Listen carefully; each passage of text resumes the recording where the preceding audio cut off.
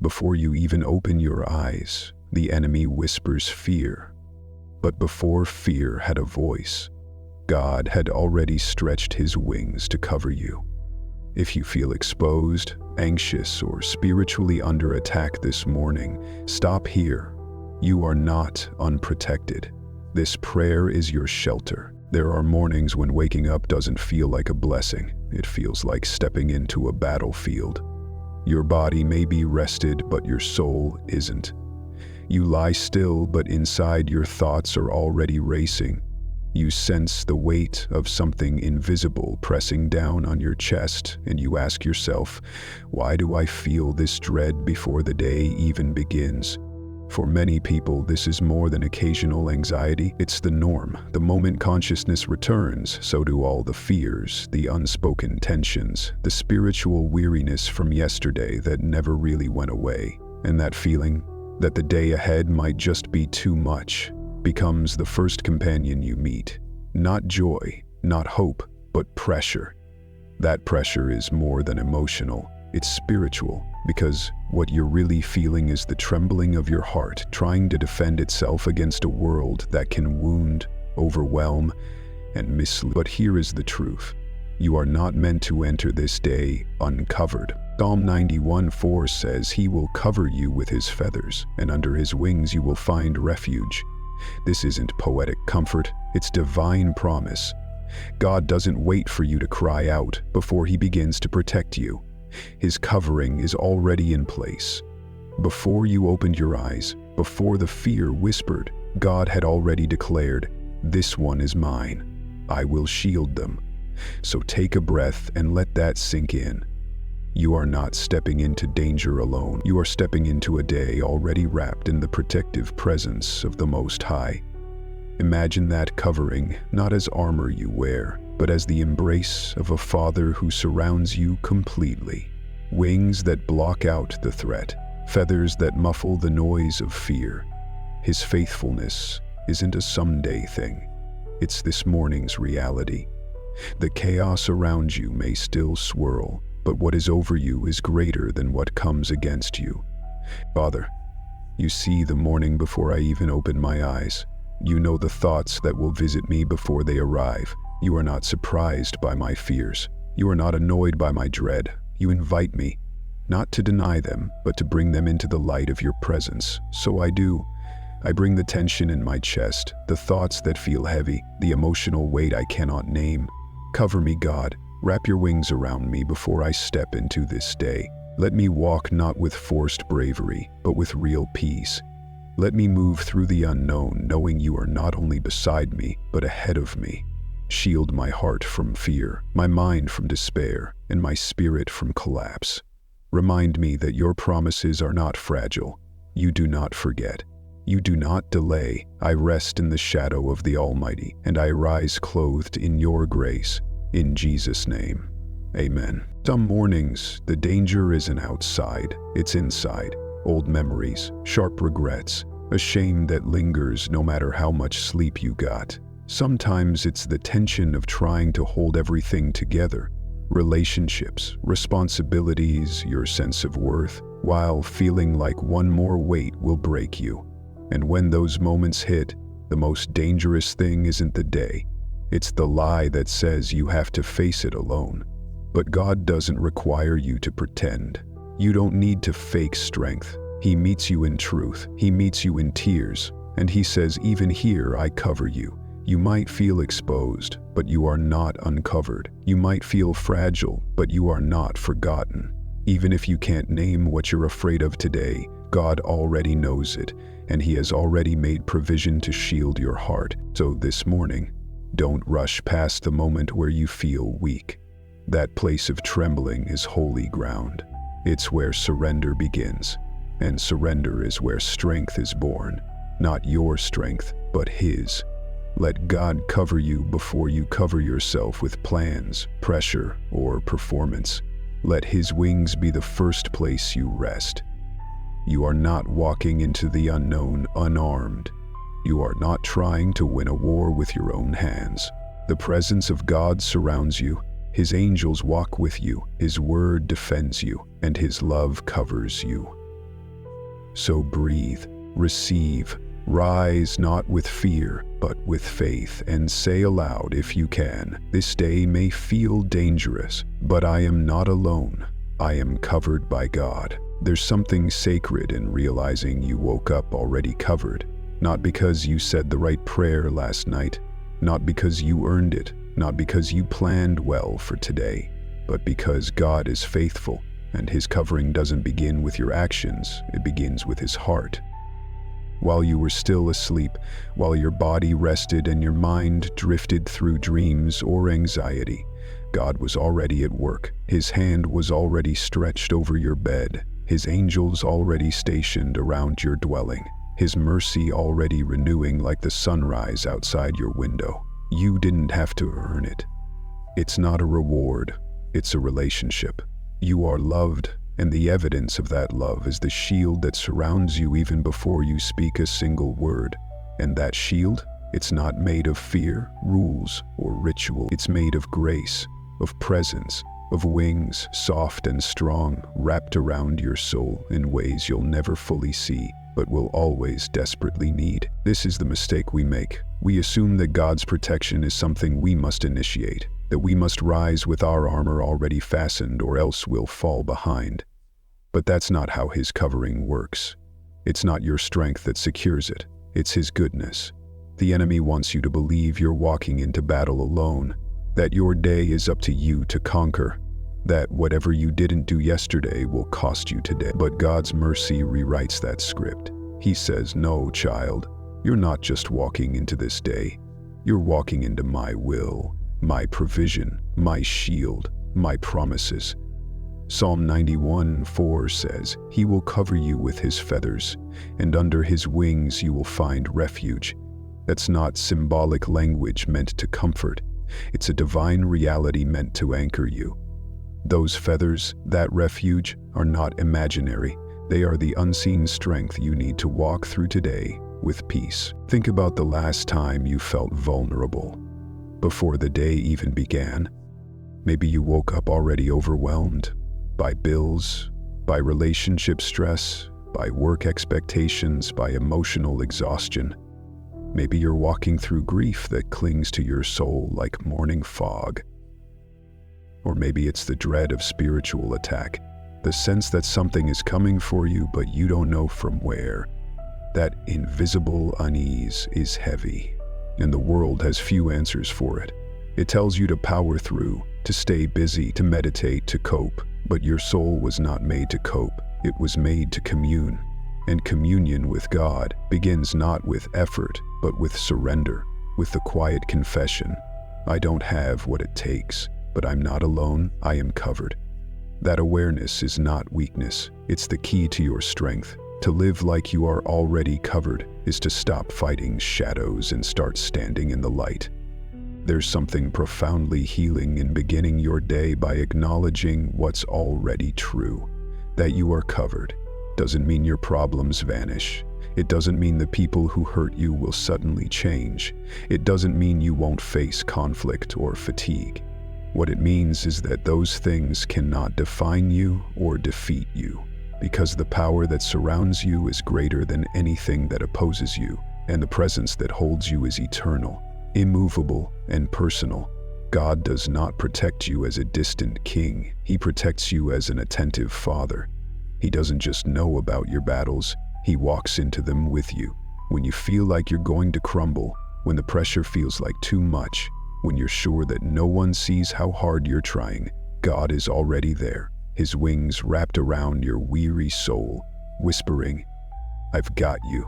It's easy to forget, isn't it? In the swirl of daily obligations and emotional weight, we start to live like spiritual orphans, as if we're unguarded, unsupported, unloved. We brace ourselves for bad news. We carry every burden alone. We treat our minds like battlegrounds and our bodies like shields. But that is not the life God invites you into. He invites you to rest, not laziness, rest. A peace that says, "I don't have to be my own protector today." That's what it means to be covered. It's not avoidance, it's authority. When you walk through your home, your job, your relationships, your uncertainties, do you walk like one carrying all the weight, or like one whose very steps are guided by the one who goes before you? Covered doesn't mean untouched. It means protected, even when things do touch you. It means held, even when you feel hurt. It means seen, even when you feel invisible. And more than anything, it means safe, even when everything around you says otherwise. There's a moment every morning when you get to choose what voice you listen to first.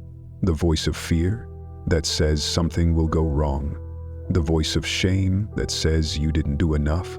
The voice of weariness that says you'll never get it all done. Or the voice of your Father who whispers you are already covered. You are already safe. I have already gone ahead of you. That's not wishful thinking, that's truth. That's who God has always been, a God who prepares, who provides, who protects, even when we forget. So what if today you walked like it? What if today, before checking your phone, before checking your planner, before checking your own strength, you checked His presence and found it already surrounding you? Not because you earned it, but because He loves you. God's covering is not thin like fabric or fragile like glass. It is thick with mercy, strong with righteousness, heavy with promise. It follows you to the meeting you're dreading. It stands beside you in the conversation you fear. It wraps itself around your heart when emotions try to spiral. You are not defenseless. You are not exposed. You are not alone. Even when your eyes can't see it, even when your body doesn't feel it, even when your mind questions it, you are. That's the truth. And today that truth can set the tone for everything else, for how you speak, how you walk, how you forgive, how you hope, how you rest. So inhale this promise like fresh air. I am already covered. Say it again, louder, softer, until it settles deep into the core of who you are. I am already covered, and because of that, I am already safe. There's a reason God chose the image of wings to describe His protection. Wings are not made of stone or metal. They're not harsh or rigid. They're soft, warm, alive. They move, they respond, they shelter in a way that doesn't cage, but comforts. Psalm 91:4 says, He will cover you with His feathers, and under His wings you will find refuge. Not just protection, but refuge. That word means a place you can run into when you have nowhere else to go. And how many mornings begin with that need? The need to run, to flee from the noise in your mind, from the pressure in your chest, from the fear of what's coming next. But instead of running away, what if you ran under His wings, into the space where you're no longer the one holding everything together, into the stillness of being held, into the heartbeat of the God who says, let me be your hiding place. This isn't hiding from responsibility. It's hiding from despair, from isolation, from the lie that you have to be your own shelter. God's wings are not a metaphor. They are a movement, a motion of mercy wrapping around you. Again, today, we often think of God's protection as distant or passive, like a shield set up far away, or a system that only activates when we call out. But the truth is more intimate. When you're under His wings, you're close to His heart. You hear it beat. You feel the rise and fall of His breath in the rhythm of peace. You're not just protected, you're known. And that nearness is everything, because most of our battles aren't fought on the outside. They're internal. Anxieties we can't explain, exhaustion we can't shake, thoughts that spiral before we've even opened our eyes. And God doesn't shame us for that. He meets us in that vulnerable space and spreads His feathers wide, saying, come here. I'm not far, I'm not angry, I'm your covering. You may feel like falling apart today, but His wings are already catching what you can't carry. That refuge isn't theoretical, it's experiential. If you slow down long enough to notice, you'll realize you've been held all along. You've probably seen a mother bird gather her young under her wings during a storm. The wind howls, the rain lashes, but underneath her feathers it's dry, it's warm, it's safe. That's the image God gives us, not of escape, but of endurance wrapped in intimacy. The storm might rage around you, but under His wings you are preserved. You are not untouched by life, but you are untouched by destruction. This is how you walk through chaos with peace, not by toughening up, but by nestling into the truth. You are loved, and you are covered. You are not waiting for peace to come after the battle. You are sheltered during it. And even if things get loud today, even if circumstances don't change right away, the wings remain. They don't fold when life gets too hard. They don't retract when your faith wavers. They stay open, available, embracing. And in that space, you're allowed to exhale. Being under God's wings means you don't have to pretend to be strong. You don't have to perform your faith. You don't have to prove your worth. That's the beauty of refuge. It requires nothing but your presence. Just showing up under His shadow is enough. And from there, everything else changes. Not because you've changed everything, but because you've changed location. You've stepped out of the noise and into the nearness of the one who made you. That's why prayer matters, not as a ritual or routine, but as relocation. You begin in anxiety and end in shelter. You start in fear and end in rest. You begin the day under pressure and end up under His wings. And from that place, everything looks different. The tasks ahead feel possible. The threats around you lose their power. The lies in your head are exposed to truth. And your heart, though still beating fast, starts to remember what peace feels like. You don't need to earn the right to be under His wings. You just need to remember they're already open. That covering has always been there, through sleepless nights, through hard decisions, through heartbreak and disappointment. His feathers are not fragile. They've weathered centuries of storms. They've shielded saints and sinners alike. They've covered the terrified, the ashamed, the overwhelmed, and today they cover you. So take a deep breath, not because everything is okay, but because you are not alone in any of it. You are covered, and your covering is alive. It breathes, it listens, it loves. And no matter what this day holds, you will walk through it not as one unguarded, but as one gathered into the wings of God. Peace is often misunderstood. We think it's the absence of conflict, the removal of stress, the perfect alignment of circumstances. But true peace, the kind God offers under His wings, is not about what's happening around you. It's about what's happening within you. Peace is what protection feels like from the inside. It's the stillness that enters your chest even when chaos surrounds you. It's the clarity that emerges when you stop rehearsing every possible worst-case scenario. It's the comfort of knowing that even if the waves rise, you won't sink, because something greater holds you steady. This morning, before anything else pulls at your mind, stop and ask, what does it feel like to be protected? Not just in theory, but in reality. What does it feel like to sit under the wings of God and realize you don't have to brace for impact? You don't have to manage everyone's expectations, and you don't have to anticipate every attack. It feels like exhale. It feels like being wrapped in something stronger than your fear. It feels like being known, loved, and shielded all at once. That's peace. That's protection.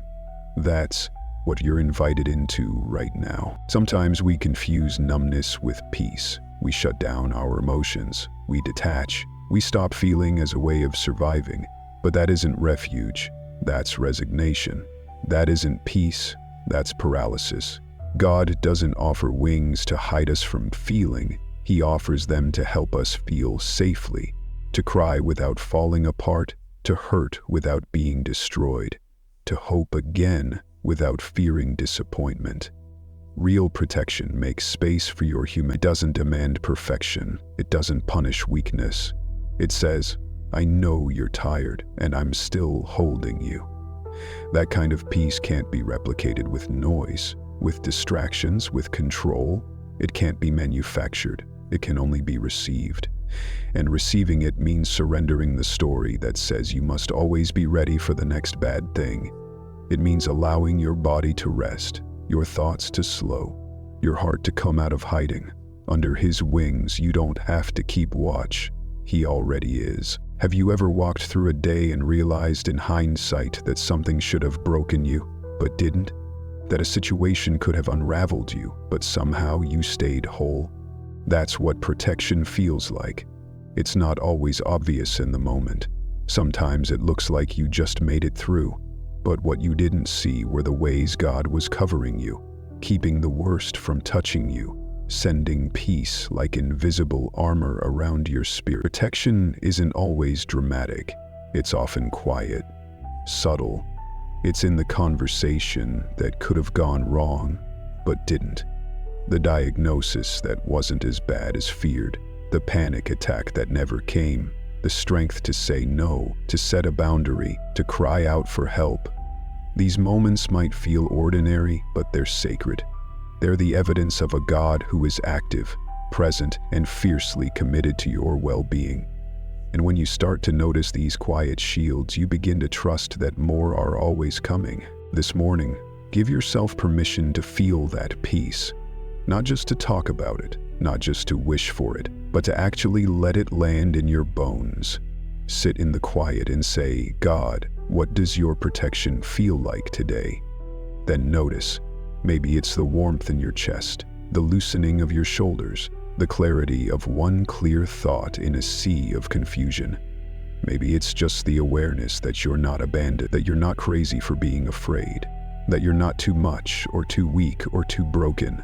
Maybe peace will show up like a whisper that silences the scream inside your thoughts. Maybe it will feel like your breath coming easier. Maybe it won't feel like anything at all, and that's okay. Faith isn't always felt, but it's always forming something in you. And peace, it may not shout, but it always stays, because it's not a mood, it's a person. It's the presence of the one who covers you. We rarely talk about spiritual vulnerability, but it's one of the deepest wounds we carry. Not the obvious fears like money or illness, but the invisible ones. The fear that you're not really protected. The fear that you're somehow spiritually exposed, open to harm you can't see coming. That underneath all the affirmations, all the prayers, all the outer faith, you're still not safe. Maybe no one has ever explained that your spirit needs protection just like your body does. And if you've been walking through life with a sense of quiet dread, of being emotionally or spiritually unguarded, you're not alone. That sense of being open to attack mentally, emotionally, relationally is not just sensitivity, it's spiritual awareness. And it's not a flaw, it's a signal, a cry for covering. You don't need thicker skin, you need deeper shelter. You need to know that when your spirit feels raw and unshielded, God doesn't roll his eyes. He opens his arms, he spreads his wings, he says, "Come, be covered." You were never meant to defend yourself alone. Spiritual battles are not fought with volume. You don't win them by shouting louder or pushing harder. You win by knowing where your shelter is, by stepping into the covering that's already yours. And yet so many of us try to survive by building our own defenses, emotional walls, mental overthinking, controlling behavior. We don't want to get hurt again, so we armor up with human solutions. But that kind of armor is heavy, and it never really works. It leaves us tired, guarded, unable to receive love, let alone give it freely. What if you laid that armor down today? What if you stopped pretending to be spiritually bulletproof? What if you let God be your defense instead of your last resort? That shift changes everything. It softens you without making you weaker. It gives you permission to feel without being overwhelmed. It tells your nervous system and your soul, you don't have to be on high alert. You're covered, and when you begin to live from that place, your sensitivity becomes a strength, not a threat. There is no shame in being spiritually sensitive. In fact, that sensitivity might be your greatest gift. It means you feel the shift in a room, you sense the weight behind someone's words, you pick up the tension others ignore. And while that can feel like a burden, under God's wings it becomes discernment. It becomes wisdom. It becomes the exact thing God uses to help you navigate situations others can't see coming. But you cannot carry that gift alone. It must be protected. You must be protected. Otherwise, what was meant to guide you will wear you down. So don't despise your spiritual openness. Just bring it into the covering. Let God be the one who teaches you how to walk with awareness and peace. Not awareness and panic, not awareness and fatigue. Just steady, clear, rested peace. That's the power of being spiritually covered. You become a vessel, not a target. A light, not a sponge for pain. A watchful child under the wings of a father who sees all and defends well. There's a moment when you realize that spiritual protection isn't just poetic, it's practical. It's not something you read in a devotional and forget. It's armor, it's equipping, it's necessary. Ephesians 6:11 says, "Put on the full armor of God so that you can take your stand against the devil's schemes." This isn't about fear, it's about preparation. It's about understanding that just because your battles are unseen doesn't mean they aren't real. You face accusations, lies, doubts, and spiritual fatigue more often than you realize. And God hasn't left you defenseless. He's offered you a full set of armor, not to make you look spiritual, but to make you strong in the places you feel weakest. The armor of God is not decorative, it's protective. It doesn't just sit on a shelf, it fits your life. It wraps around your thoughts, your heart, your choices. It reminds you that you are not naked against the enemy. You are covered, you are clothed, you are armed, not in aggression, but in truth, righteousness, peace, faith, salvation, and the Word of God. Spiritual armor is not symbolic decoration, it's divine protection for everyday living. And it's not meant to make you look strong on the outside, it's designed to make you resilient on the inside. Think about the days when discouragement comes out of nowhere, when your mind suddenly fills with doubt, or when you hear that quiet inner voice saying, "You're not good enough." These aren't just mood swings, they are spiritual assaults. The enemy doesn't knock loudly, he whispers subtly. He targets your thoughts, your sense of worth, your belief that you're loved. And if you're unprotected, those whispers start to sound like truth. That's why truth is the first piece of armor.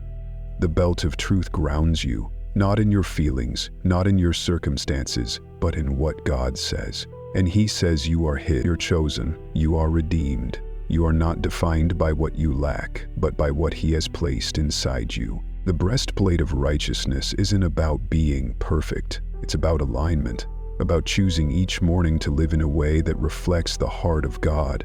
You may fail, yes, but righteousness is not about flawless behavior. It's about walking in repentance, humility, and faith. It guards your heart, literally, your emotional center, your capacity to love and be loved, your ability to receive grace and give it. These are all under assault daily. Without righteousness, your heart becomes vulnerable to shame and pride. But when you put it on, when you remind yourself, "I am made right with God through Christ," your heart is protected from the condemnation that so often poisons your peace. You no longer need to prove yourself. You no longer need to punish yourself. You just need to return to the covering that has already made you clean. The shoes of peace are not for stillness. They are for movement. God doesn't give you peace so you can stay where you are. He gives you peace so you can walk into places that would otherwise destroy your spirit.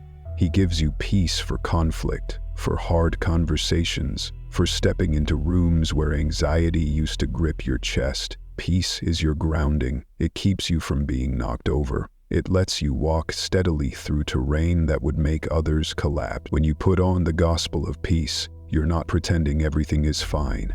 You're declaring that even in the unknown, your steps are ordered and your soul is still. You walk with authority, not arrogance, with clarity, not chaos, because the peace that comes from knowing you're loved is more powerful than any storm that could rise against you. The shield of faith is perhaps the most active piece of armor. It moves with you, it intercepts the arrows before they land, and it doesn't require perfect confidence, just the decision to believe anyway. To hold up what you know about God when everything you feel about life tries to tear you down. Faith is not wishful thinking, it's courageous remembering. It remembers how God showed up before. It remembers that He hasn't changed. It remembers that no matter what is thrown at you today, fear, insecurity, betrayal, temptation, there is a shield that can stop it, but you have to lift it. You have to raise it over your thoughts, over your relationships, over your reactions. Faith says, I might not feel strong today, but I believe in the one who is, and that belief, that positioning, can stop the arrow midair and turn panic into praise. The helmet of salvation protects your mind. Your thoughts are not just thoughts, they are a battlefield, and every day you're told things that try to undermine who you are. Lies come dressed as logic, fear comes disguised as caution, condemnation masquerades as conviction. But when you wear the helmet of salvation, you protect the place where decisions are made, where beliefs are cemented. Salvation isn't just about going to heaven one day. It's about living in the reality that you're rescued now, that God has claimed you, that you're secure, that you don't belong to darkness anymore. And that reality, wrapped around your mind, gives you the courage to think clearly, to resist shame, and to move forward even when your emotions try to drag you back. This helmet says, my identity is not for sale. My worth is not on trial. I am saved, and I belong to God. The sword of the Spirit, which is the Word of God, is the only offensive weapon mentioned in the list. It doesn't just block, it cuts. It pushes back. It pierces lies and exposes what's real.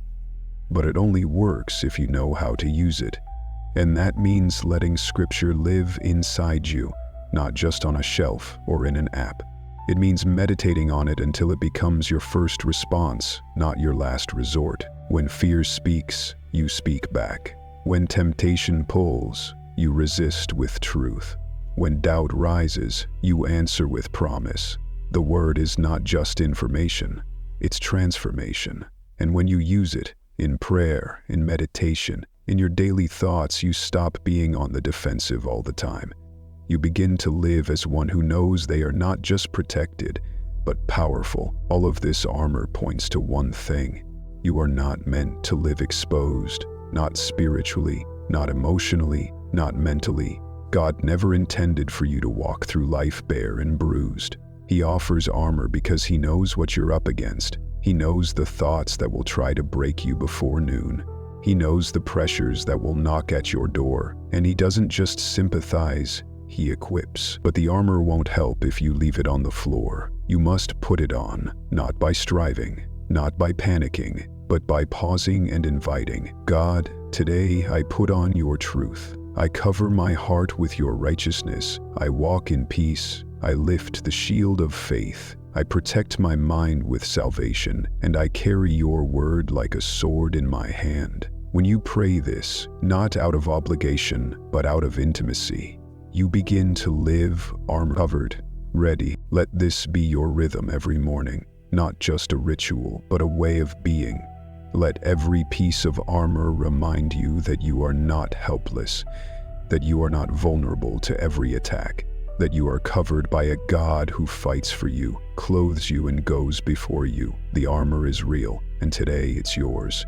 Wear it well, walk in peace, stand in truth, and let the enemy know you are not walking into this day alone or unarmed. You are walking fully covered by the armor of God. Peace isn't just something you hope for, it's something you wear. The world tells you to wear confidence, to project control, to mask your fear with competence and posture, but the kingdom of God tells a different story. Ephesians 6 speaks of the armor of God, and right in the center of it, there's something strange and beautiful. The helmet of salvation, which guards your mind, and the shoes of peace, which guard your steps. But what about your thoughts between your head and your feet? That's where the enemy often strikes first. Your imagination, your inner script, the commentary that plays all day in the background of your mind.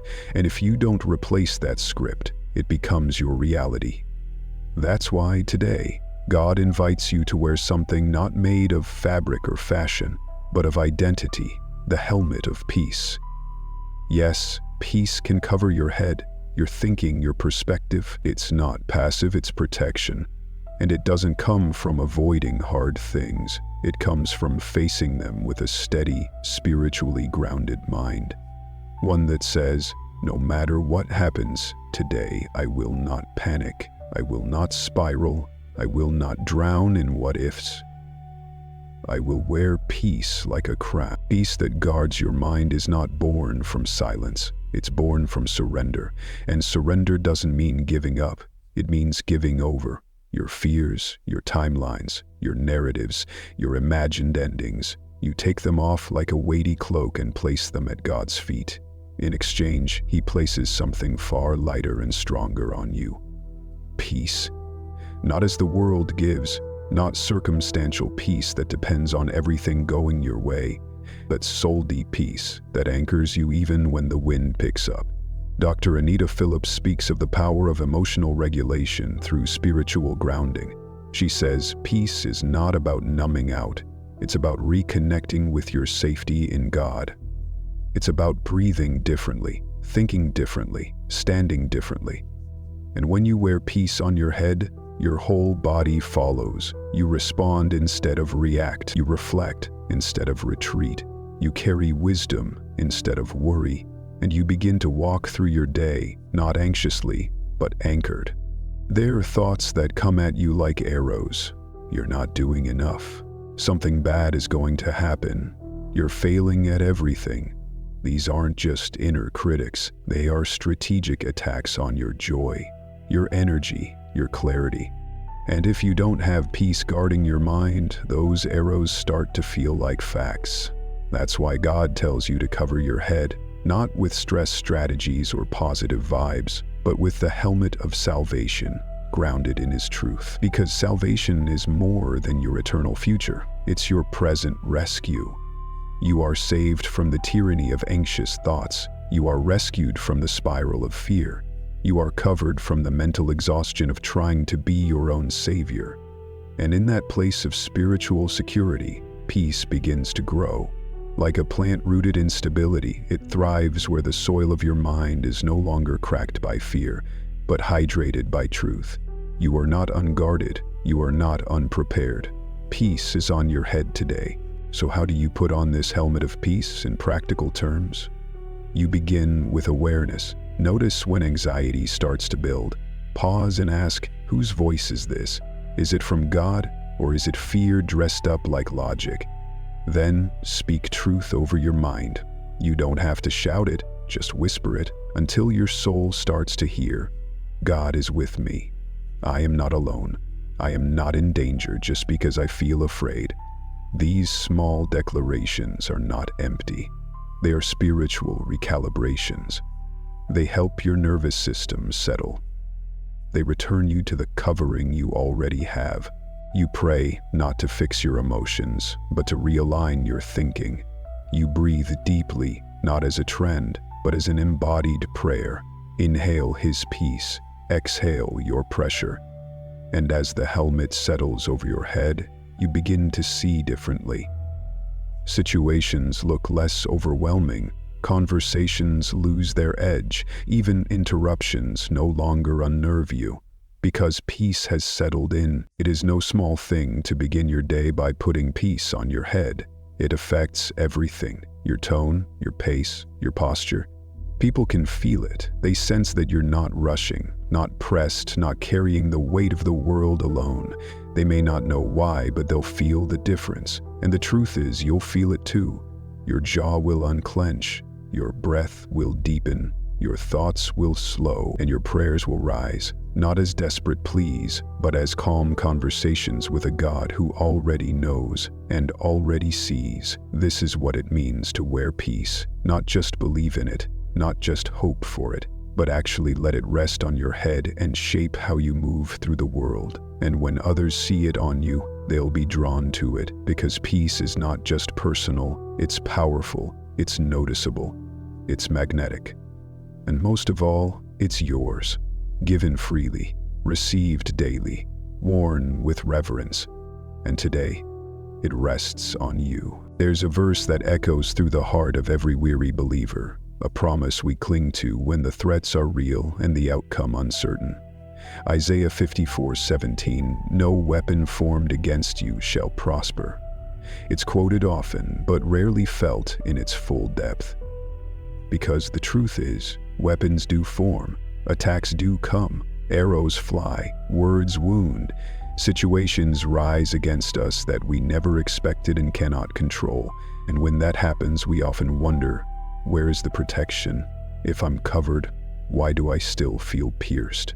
But this promise never says weapons won't form. It says they won't succeed. The threat may rise, the fear may shout, but the final word does not belong to fear. It belongs to the one who shields you. "No weapon formed against you shall prosper" is not a denial of pain, it's a declaration of survival. It's a promise that what was meant to take you out will not have the last word. You may feel the heat of the fire, but you will not be consumed. You may hear the roar of the enemy, but you will not be overtaken. God says the weapon will not win. So today, if you feel under siege, mentally, emotionally, spiritually, remember this. Feeling attacked does not mean you are defeated. There's a difference. The enemy's strategy is to make the attack feel like the outcome. He wants you to confuse pressure with failure. But pressure is not defeat. It's often the sign that you're exactly where you're supposed to be, pressing forward, stepping into purpose, moving through breakthrough. That's when the weapons form. That's when the voices rise. That's when anxiety tightens its grip and old fears resurface. But in those moments, stand firm in the truth that you are not an easy target. You are covered. You are clothed in armor. You are hidden in God's presence. And most importantly, you are marked by His word. When God speaks protection over you, no force in hell can undo it. When He says you are shielded, it doesn't mean you won't feel the wind. It means the wind won't uproot you.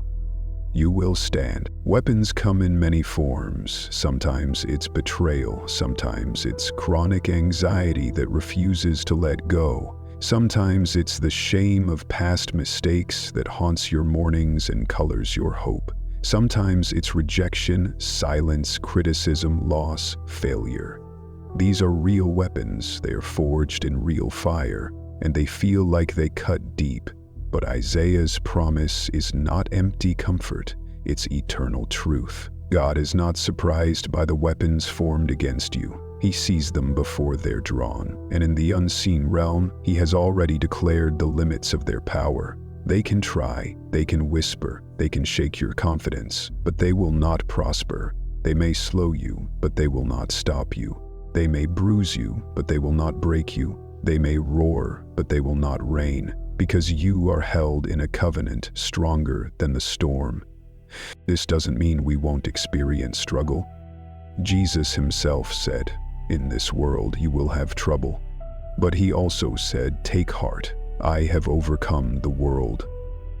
That's the covering you walk in today, not a shield that prevents all hardship, but a presence that outlasts every weapon. And when God is your defender, you don't have to spend your energy proving, defending, or retaliating. You get to rest. You get to trust. You get to move forward in quiet confidence, knowing that every weapon that rises will ultimately fail.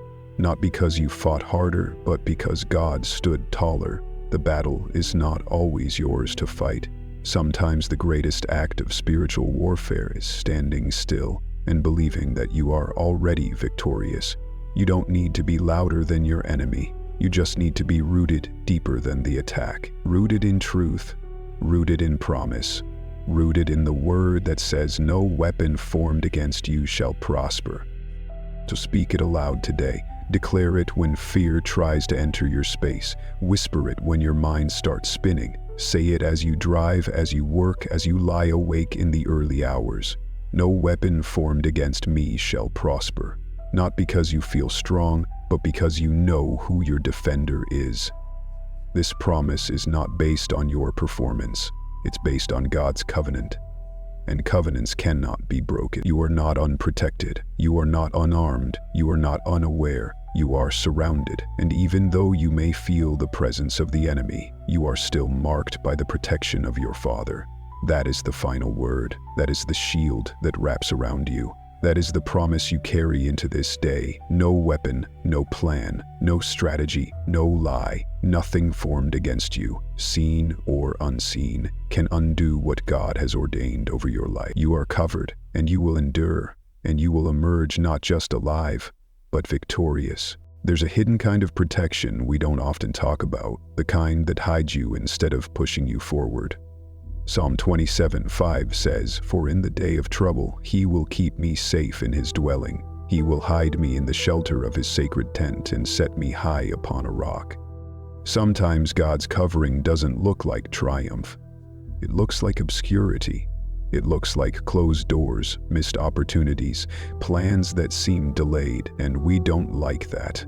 We want favor to be visible. We want blessings to be broadcast. But often God's protection comes in the form of invisibility. He hides you, not to harm you, but to shield you, not to punish you, but to prepare you. The day of trouble is real, but so is the sacred shelter. There is a place in God where you are hidden from the schemes that were meant to find you. You're not missing out, you're being covered. And sometimes the delay is the protection. Sometimes the no is the shield. Sometimes the quiet season is the refuge. Think about the times when something didn't work out the way you wanted. The job you didn't get, the relationship that ended, the door that stayed shut despite your prayers. What if those weren't rejections, but redirections into protection? What if the silence wasn't God's absence, but his strategy? We're so used to chasing visibility, we forget that hiddenness is a gift. When God hides you, it's because something in the atmosphere is not ready, or because you're not yet in the place to carry what's coming. So he shields you. He draws you into the sacred tent, not to isolate you, but to insulate you, to speak over you, to grow you, to strengthen you in the secret place. And that secret place? It's not far. It's as near as a whisper, as close as breath. And when you settle into it, you begin to see that being hidden isn't punishment. It's preparation for glory that won't crush you. There's safety in spiritual invisibility. When you are hidden in God's presence, the enemy can't target you the same way. You are covered by something he can't penetrate. God's glory, God's timing, God's wisdom. It doesn't mean the storm doesn't rage. It means you're protected from its full impact. God covers your spirit with a kind of shelter that shields you from attacks you never even knew were coming. And when you feel forgotten, misunderstood, or passed over, remember this: you're not forgotten. You're hidden. You're not overlooked. You're being preserved. There's a difference. Preservation takes time. It takes sacred slowness, because the things of God are never rushed. He would rather hide you than watch you be destroyed by exposure you're not ready to handle. His love is not in a hurry. His timing is not late. His shelter is not a detour. It's destiny in disguise. There is profound peace in letting yourself be hidden when God says it's time. You don't have to explain your process to anyone.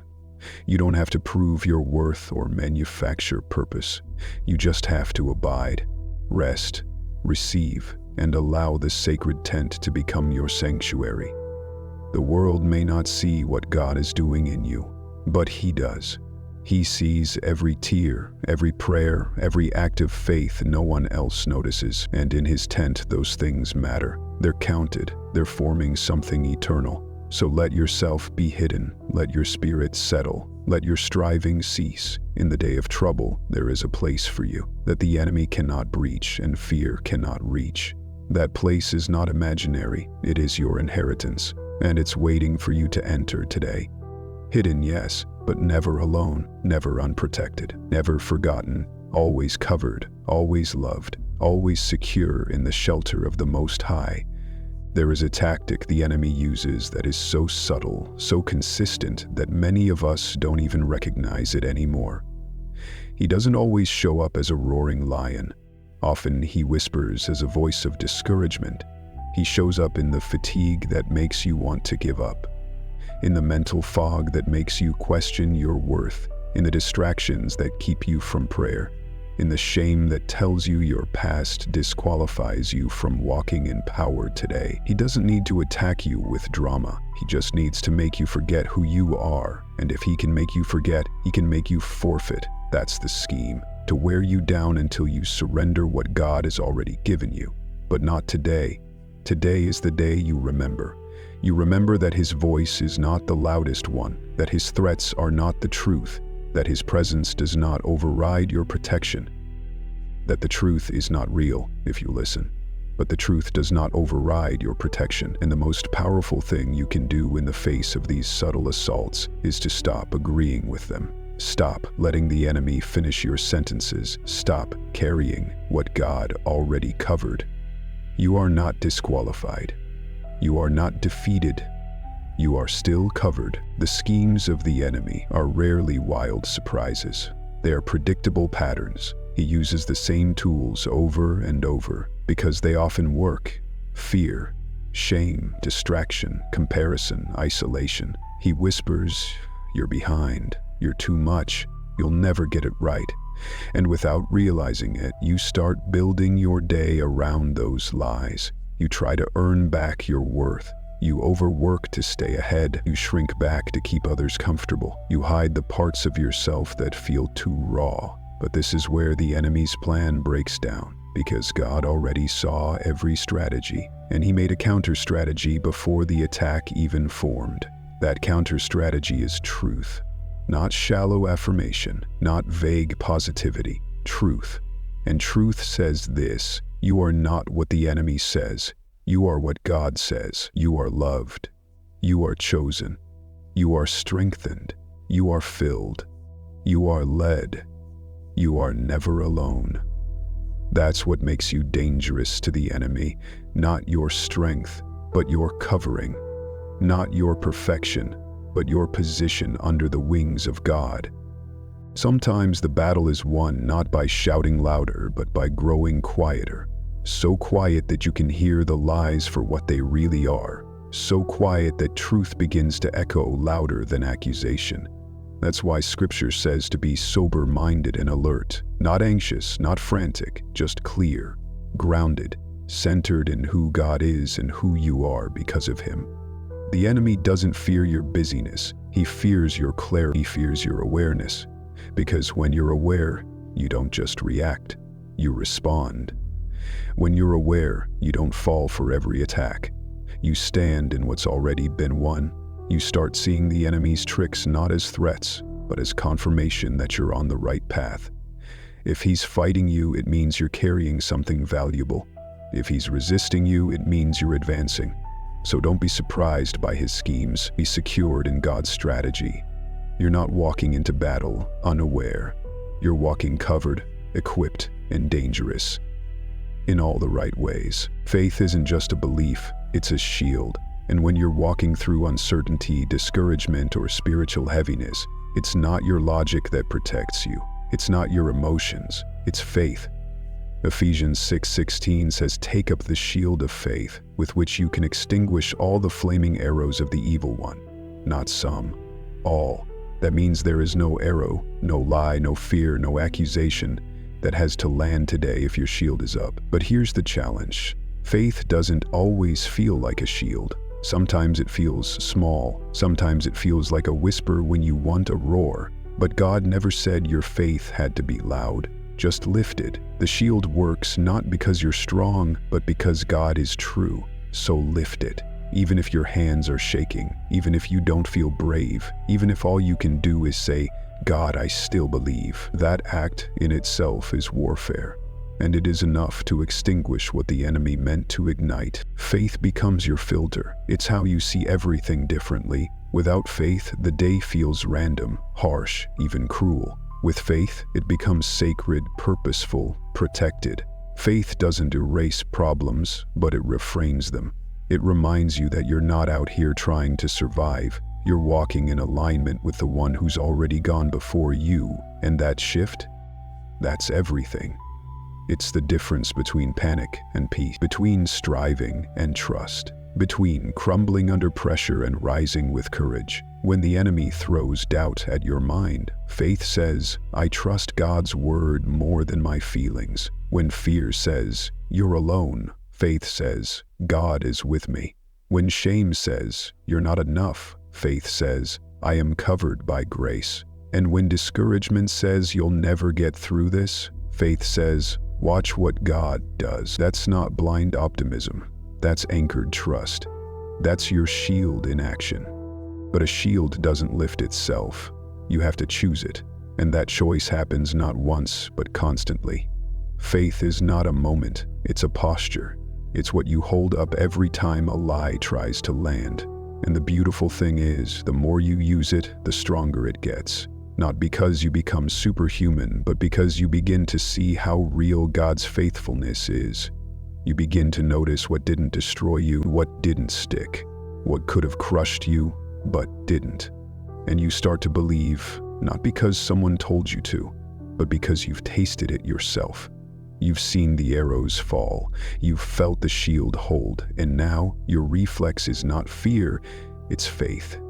You don't run, you lift. You don't shrink, you stand. And the enemy knows when your shield is up, he has no access. That's the kind of protection God designed for you, not decorative, but not flimsy, but fiery, not passive, but powerful. So lift it again today, and watch the arrows turn to ash. There's something profoundly comforting about knowing that every single step you take today is guarded, not just the big moments or obvious decisions, but every small, ordinary step.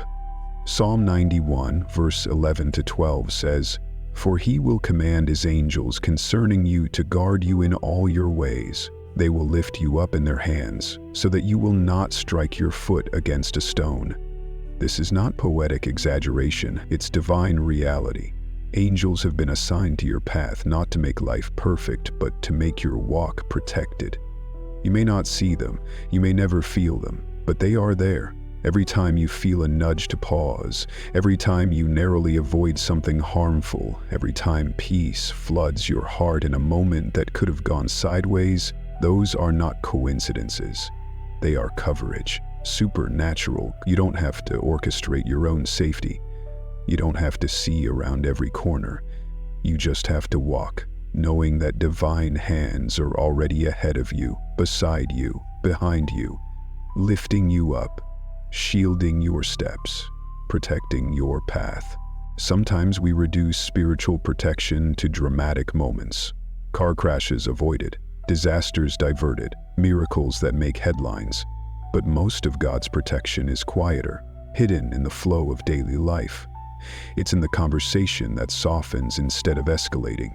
It's in the gut feeling that told you not to go. It's in the opportunity that passed you by, and only later you realize, thank God that door didn't open. God's protection is woven into your ordinary. And angels, they're not just fluttering above your head. They are on assignment, tasked with the mission of guarding your journey. They lift, guide, block, and comfort, not because you are perfect, but because you are precious.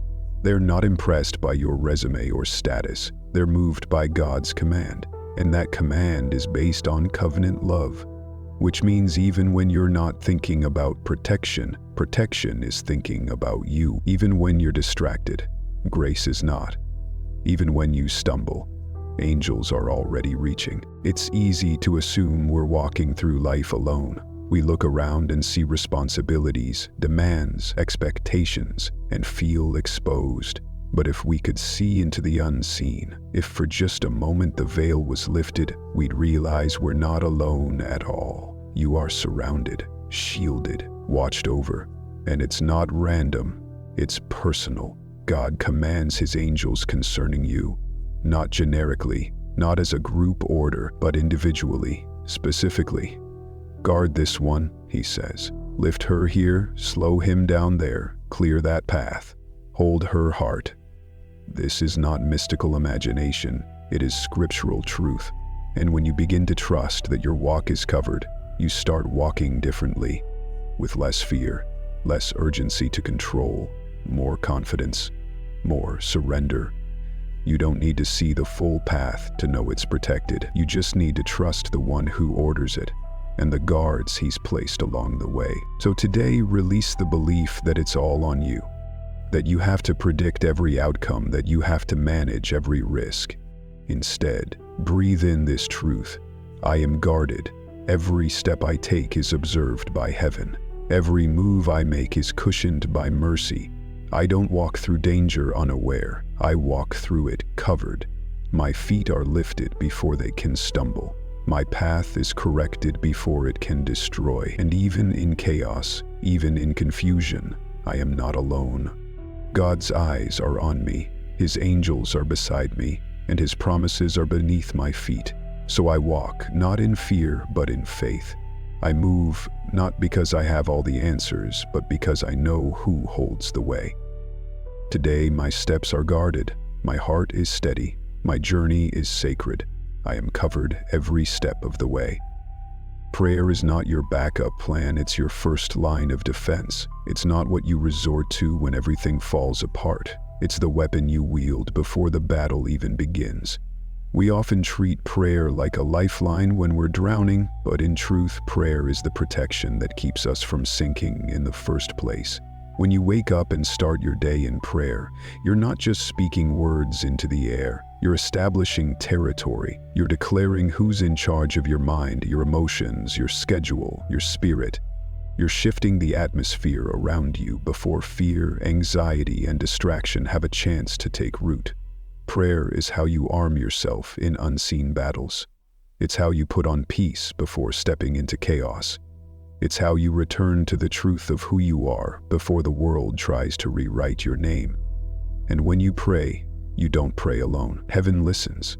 Angels respond. Chains break. Not always visibly, not always immediately, but always effectively. Pope Leo XII said that intercession is the language of those who believe God's presence can enter any situation.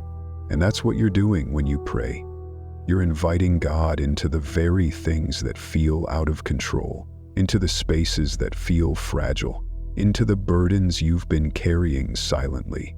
You're not just asking for outcomes, you're welcoming the presence of God to reign over what you cannot fix. Prayer is protection, not because it changes every circumstance, but because it changes your position within the circumstance. It lifts you from panic to presence. It repositions your heart from trying to manage outcomes to trusting the one who already sees the end.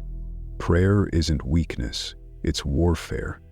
It says, I will not go into this day uncovered. I will not face this meeting, this relationship, this pain, this joy, without first placing it under the authority of God. We don't always feel the power of prayer in the moment. Sometimes it feels like silence, like nothing shifted, but the Spirit moves in ways our senses cannot register. The enemy would love to convince you that prayer is passive, useless, outdated, but he knows better. He knows that a praying heart is a guarded heart, that a woman or man who begins the day on their knees stands taller than 1,000 who begin it in their own strength. When you pray, heaven leans in. When you pray, your spirit stands up. When you pray, you are not reacting to life. You are setting the tone of it. Prayer is not a performance. It's not a task to complete. It's communion, connection, covenant. And that connection guards you. It holds your mind when fear tries to spiral. It holds your peace when the chaos begins. It holds your boundaries when pressure builds. It holds your identity when the world tries to name you something else. Prayer is not only personal, it's generational. Every time you pray, you are covering more than yourself. You are planting seeds in the soil of your family, your future, your community. You are shielding those you love with words that reach beyond what your hands can touch. Prayer builds a canopy of grace over your home. It creates space for miracles in places where logic says nothing can grow. It keeps your heart soft when bitterness threatens to harden it. It keeps your vision clear when discouragement clouds it. And most of all, it keeps you tethered to God in a world that's constantly pulling you towards self-reliance. To live without prayer is to live uncovered, but to pray, even in weakness, even in wordlessness, even with groans and sighs, is to live armored, sheltered, grounded, protected. So today, don't wait until trouble strikes. Don't treat prayer like a last resort. Begin your morning with it. End your night with it. Let it be the rhythm of your breath and the posture of your heart. It doesn't have to be long. It doesn't have to be eloquent. It just has to be real. God, cover me today. I trust you. I need you. Be my shield. Be my strength. That's enough. That's everything. That's protection that no weapon can break. Prayer is your place of refuge, and in that refuge, you are always safe, always covered, always known. There's a kind of fear that doesn't shout. It lingers in the background. It's not the sudden panic, but the quiet dread. The what if something happens fear. The constant awareness that something could go wrong at any moment. Sickness, loss, bad news, unexpected tragedy. And that fear, though silent, is suffocating. It makes it hard to breathe, hard to plan, hard to trust. It creeps in when you're scrolling through news headlines or waiting for a test result. It shows up when your child walks out the door or your phone rings at an unusual time. But here's what you need to know today. God surrounds what you cannot see.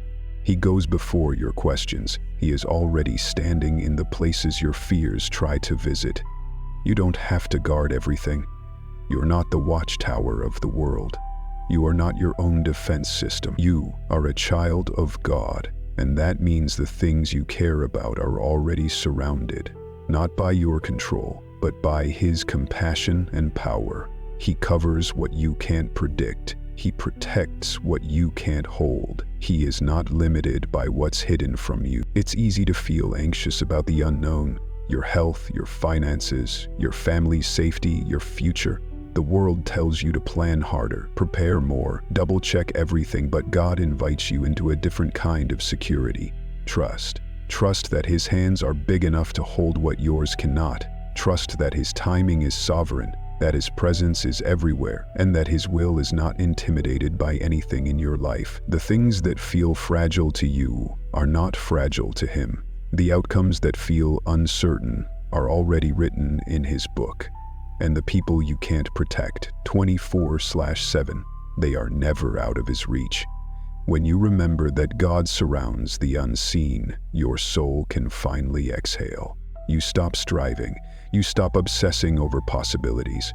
You stop being a prisoner to your imagination because you realize that even if you can't see the whole story, the author is good, and He's still writing. Imagine for a moment what it feels like to live surrounded, not by fear, not by pressure, but by presence, divine presence, the kind that covers your blind spots and walks with you through the day. You don't have to predict every outcome because He already knows the end from the beginning.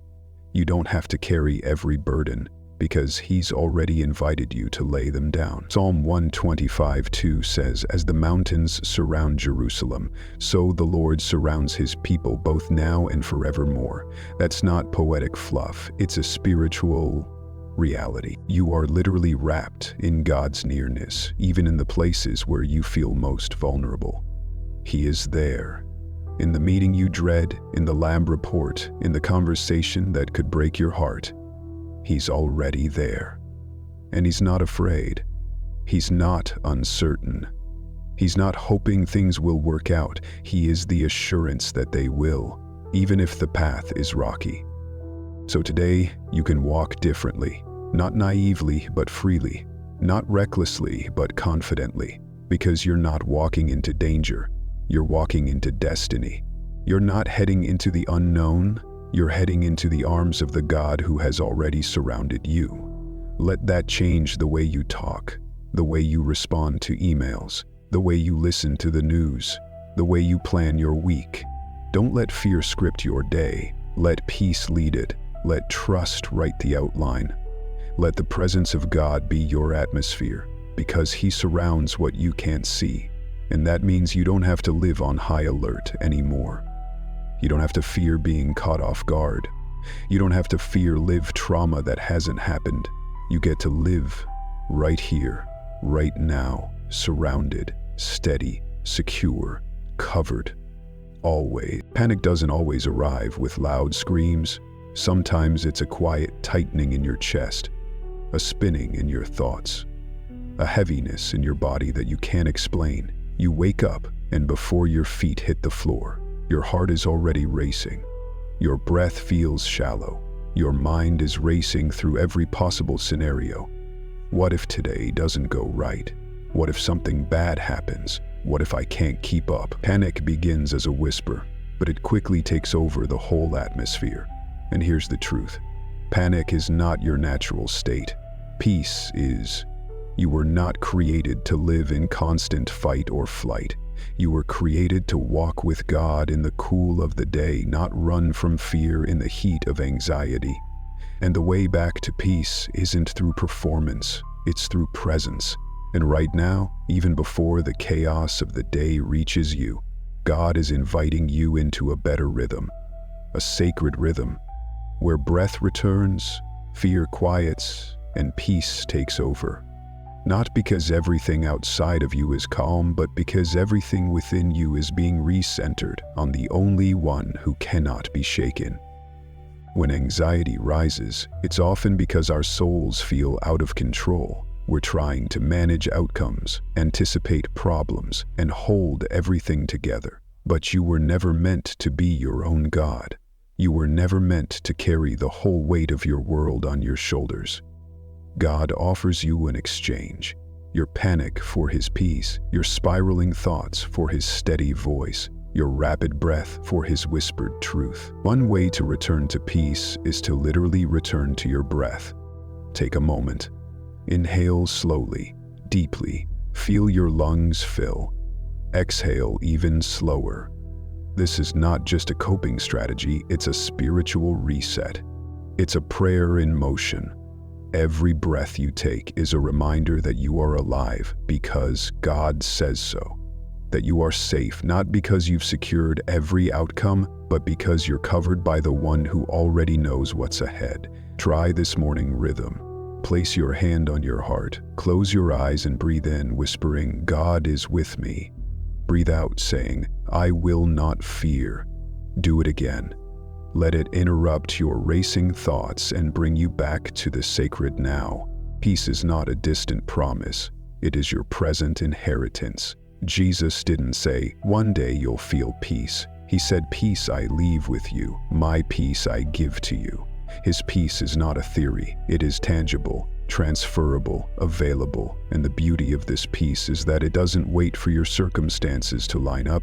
It walks with you into the mess. It holds your hand in the hallway of uncertainty. It sits beside you in the waiting room. It stands over your bed while you weep, and it whispers the same truth again and again. You are not alone. You are not out of control. You are not forgotten. You are held. Let that voice become louder than the panic. Let it ground you in the truth that peace is not earned, it is received, and it's received through stillness, through surrender, through slowing down long enough to hear what your heart has been longing to remember. You are safe, even here, even now. You are not broken because you feel panic. You are human. And being human in a chaotic world is hard. But you were not created to live reactive.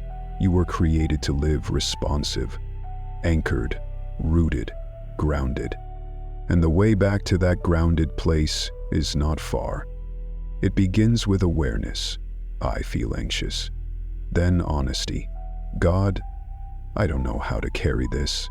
Then surrender, but I trust you to hold me anyway. These 3 simple steps, awareness, honesty, surrender, become your pathway to peace. Not a peace that denies the problem, but one that defies its power. Because when the presence of God surrounds you, panic has to loosen its grip. So let yourself come back to center today. Not in your own strength, but in His presence. And as the panic fades, peace will rise. Not as a fragile feeling, but as a strong foundation. It will guide your breath. It will steady your mind. It will guard your heart. And it will carry you gently into the day, whole, covered, and calm. There is a holy power in knowing whose name you wear. Not your job title, not your social status, not the identity others have tried to give you, but the name of the living God. When you wake up and walk into the day, you are not walking in your own reputation. You are wearing the name of your Father. You are marked, sealed, claimed. You bear the authority of heaven, not because you've earned it, but because you've received it. And the enemy knows this. That's why he attacks your identity before anything else. If he can make you forget who you are, he can convince you to walk in fear instead of faith, to speak doubt instead of truth, to shrink when you were meant to stand. But today you get to reclaim your name. You get to declare, I belong to God. I am not just surviving, I'm sent. I'm not just present, I'm covered. I am not just trying to hold it together, I am upheld by the power of the one whose name I carry. When you wear God's name, the spiritual realm responds. Demons tremble, angels move, darkness lifts, and you, beloved, walk with the authority of the name that no enemy can deny. Wearing God's name is not about performance, it's about identity. It's not a badge you flash, it's a truth you embody. It means your peace isn't dependent on how good you are today. Your joy doesn't come from how productive you are. Your worth isn't tied to how people treat you. You're not trying to earn acceptance. You're living from it. The enemy may try to call you forgotten, broken, used up, unworthy, but he's not the one who named you. God says you are chosen, set apart, protected, loved, carried, called. You walk through this day not in fear of being exposed, but in the confidence of being known. Not in the insecurity of trying to prove yourself, but in the security of being spoken for. When your mind says, I'm not enough, your name says, I am is with me. When the battle gets fierce, your name becomes your armor. When the path gets dark, your name becomes your light. When the enemy whispers shame, your name becomes your song. You don't just carry God's name, you are carried by it. In the spiritual realm, names matter. Names represent nature, authority, inheritance. And the name you carry today, the name of the Lord, is a fortress. Proverbs 18:10 says, the name of the Lord is a strong tower. The righteous run into it and are safe. That's not metaphor, that's protection. That's covering. That means when you're overwhelmed, you don't run to distraction, you run to the name. When you're uncertain, you don't cling to outcomes, you cling to the name. You pray in the name. You worship in the name. You walk in the name. And the more you do, the more you realize this name isn't just above you, it's within you, written on your heart, woven into your story, etched into your spirit. So when you step into that meeting, into that family tension, into that fear, you don't step in alone.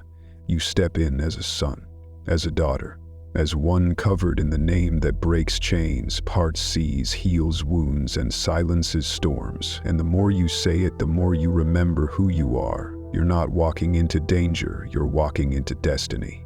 And your name is safe in His. This is your invitation today. Stop shrinking to fit fear. Start standing in your name.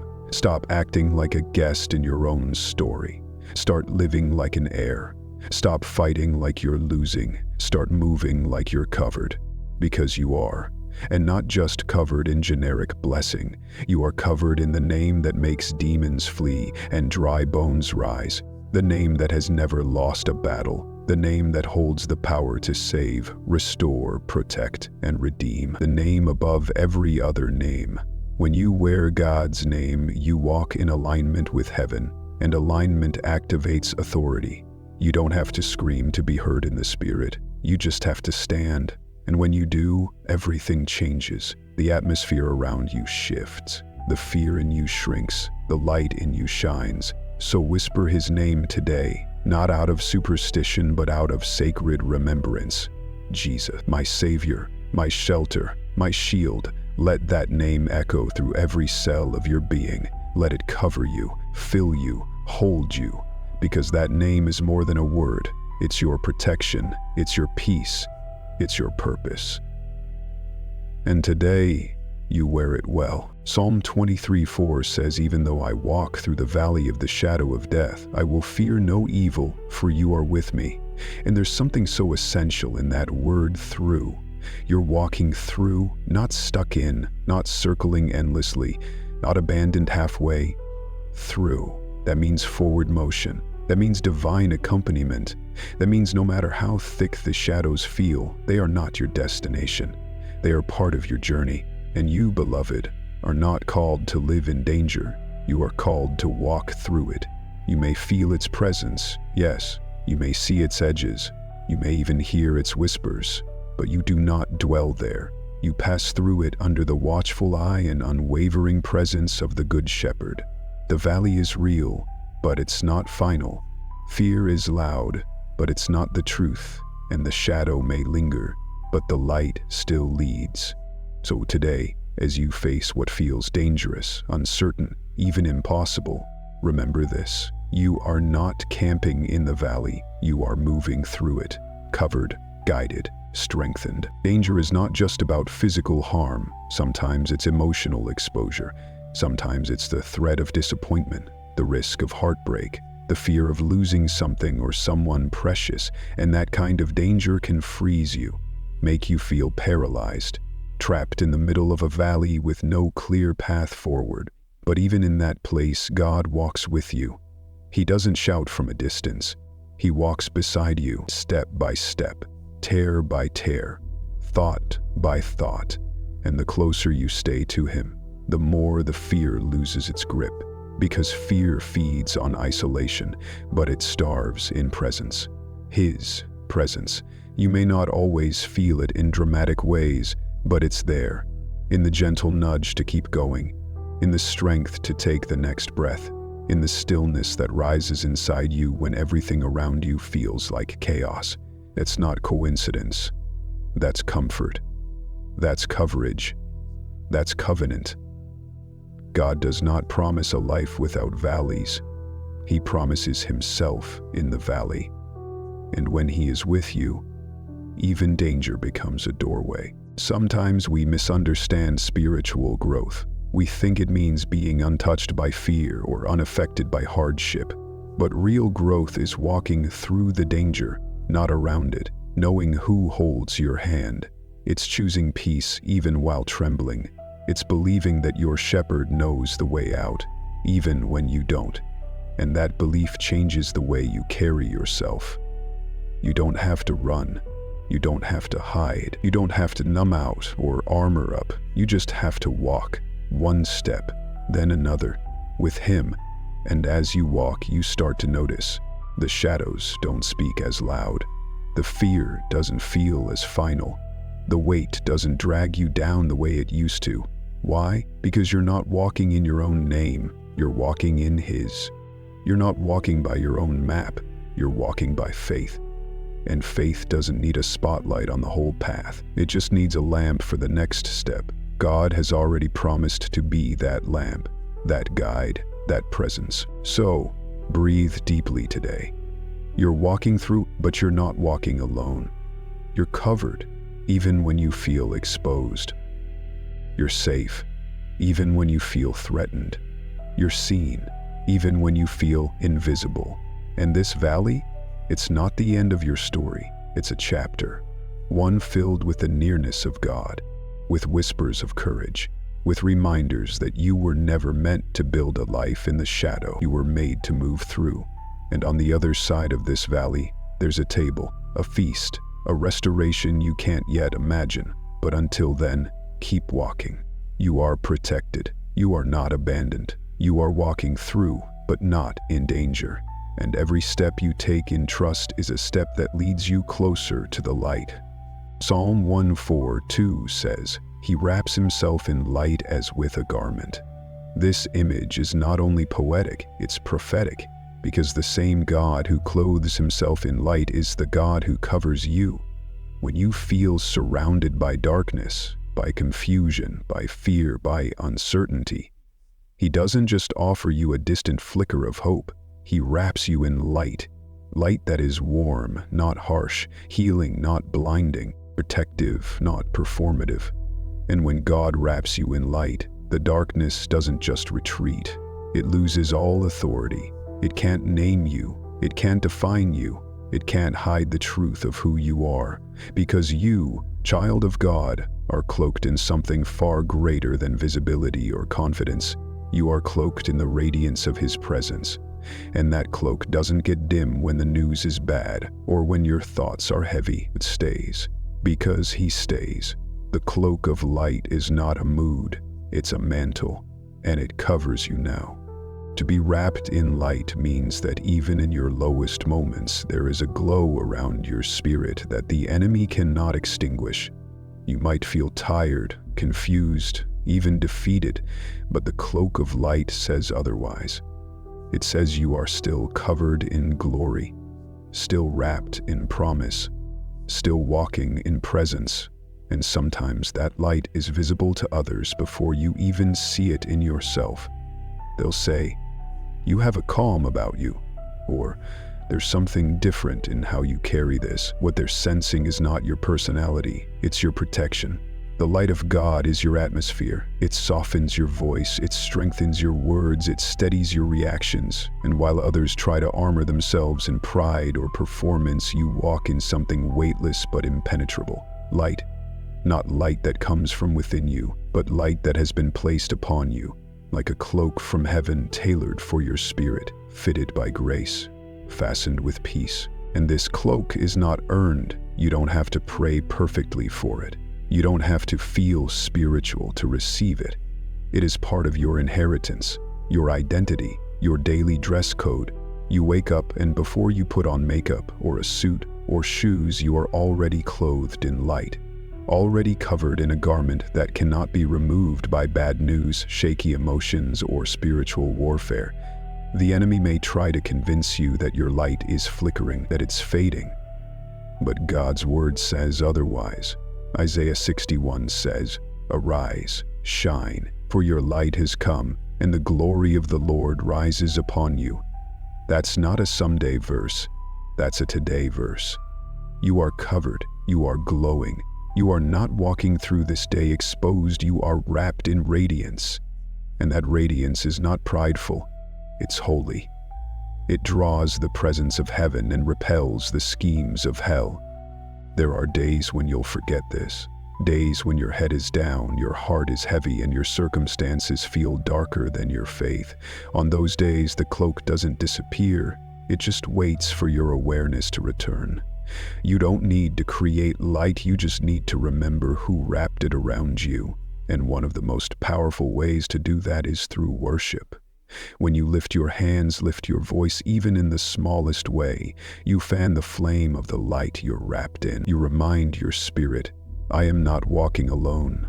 I am not surrounded by darkness. I am clothed in brilliance. And that brilliance, it's contagious. It shifts atmospheres. It comforts others.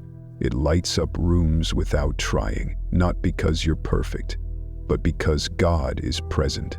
He is with you, and He has dressed you in something divine to walk into this day, knowing you are not only covered, you are glowing. You are not only protected, you are radiant. You are not only secure, you are sacred. And when others wonder how you remain steady, how you keep breathing in chaos, how you maintain hope, you'll know the answer. It's not me, it's the light I'm wrapped in, the one who walks with me, the one who clothes himself in light and refuses to leave me in the dark. That is your reality. That is your promise. That is your covering today. A cloak of light, fastened by love, untouchable by fear. Walk in it, shine, be still, be brave. You are covered. There's a peace that only comes when you stop trying to hold everything together and start trusting the one who's already holding you. Trusting the unseen hands of God isn't easy. We want visible reassurance, tangible control, clear signs. But the way of faith is not about sight, it's about surrender. It's about letting go of your grip on everything you think you need to manage and resting in the reality that God is already managing it better than you ever could. He is not behind. He is not surprised. He is not waiting for you to do more in order to move. He's already moving, already working, already surrounding you. And the hands you can't see? They are steady, gentle, strong. They are the same hands that stretched the heavens and still number the hairs on your head. The same hands that reached for Peter when he sank, that washed the disciples' feet, that were pierced for your redemption. And those hands are holding you now, not loosely, but firmly, not passively, but purposefully.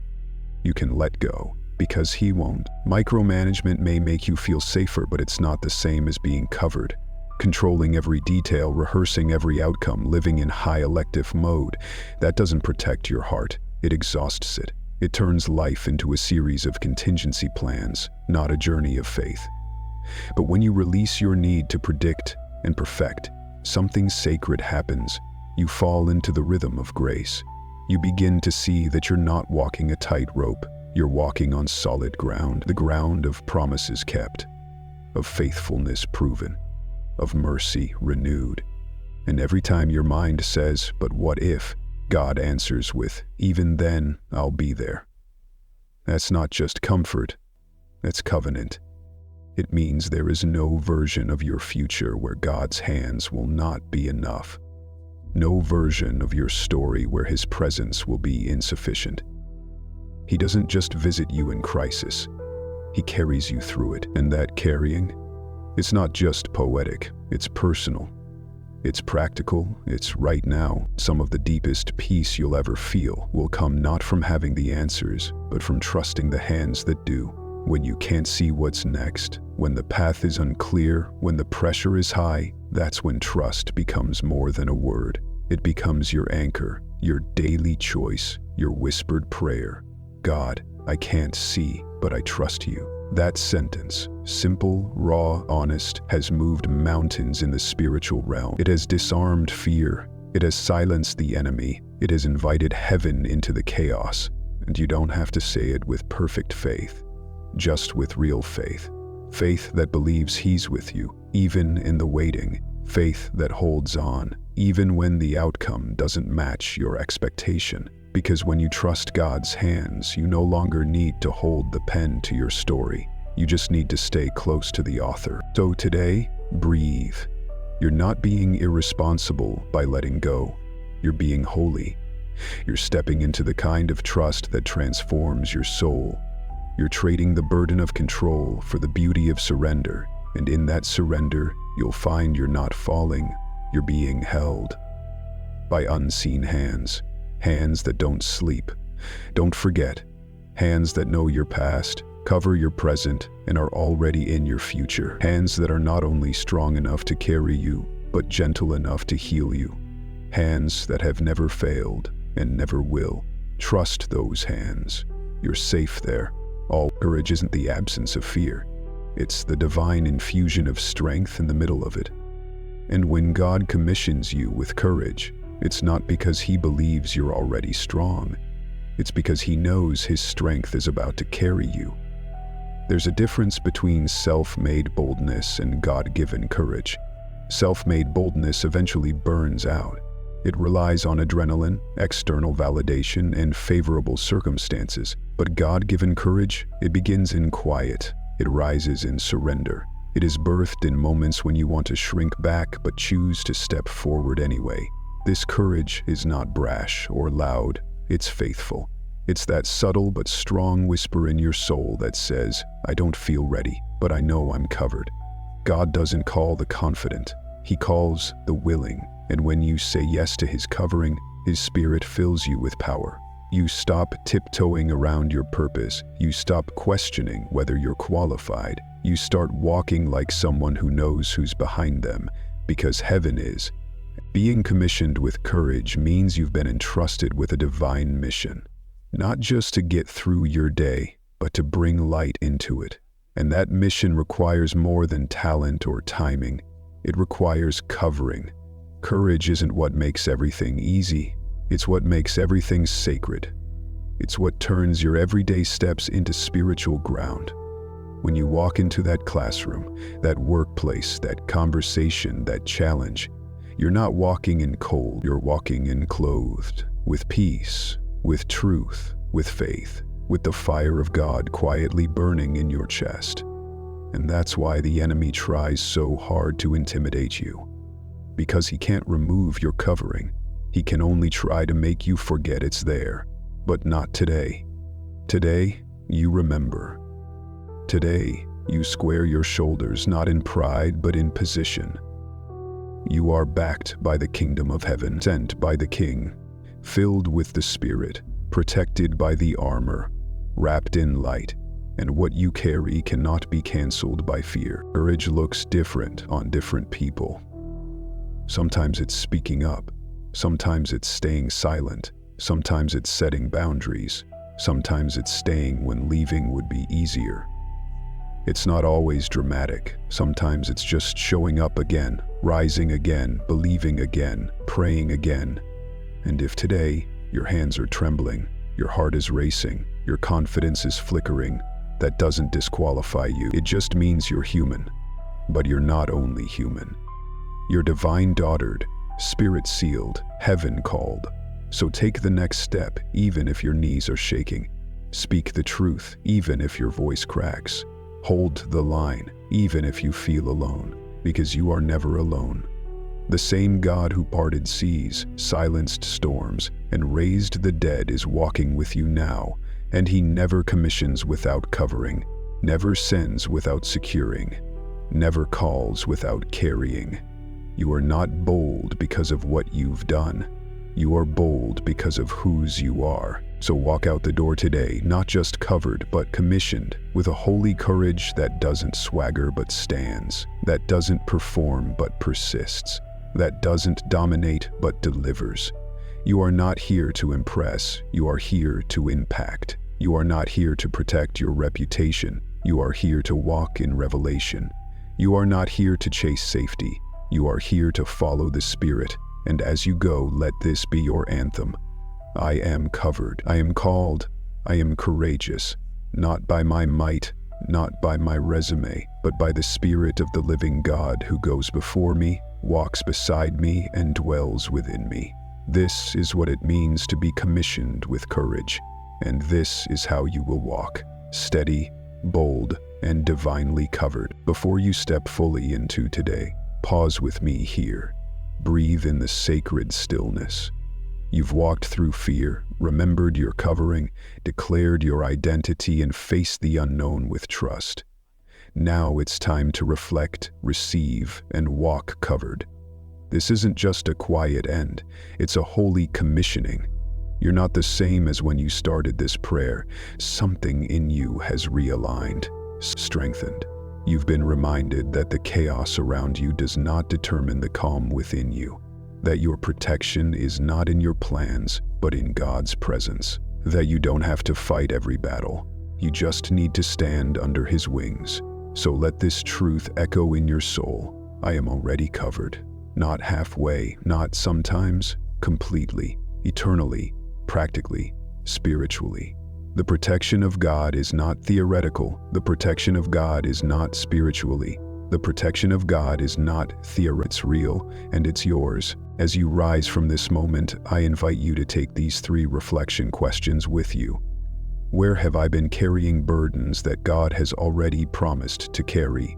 What would it look like for me to truly walk today as someone already protected, and whose life could be impacted by the peace I choose to carry with me? Let them stir your spirit, not with pressure, but with purpose. You are not just covered for comfort. You are covered to be a covering to others. And as you move into your day, declare these 3 scriptural affirmations, aloud or in your heart. He will cover me with His feathers, and under His wings I will find refuge. Psalm 91:4. No weapon formed against me shall prosper. Isaiah 54:17. The name of the Lord is a strong tower. The righteous run into it and are safe. Proverbs 18:10. These are not ancient echoes. They are your present armor. So now, beloved soul, go covered. Go quietly bold. Go with the peace that confuses fear.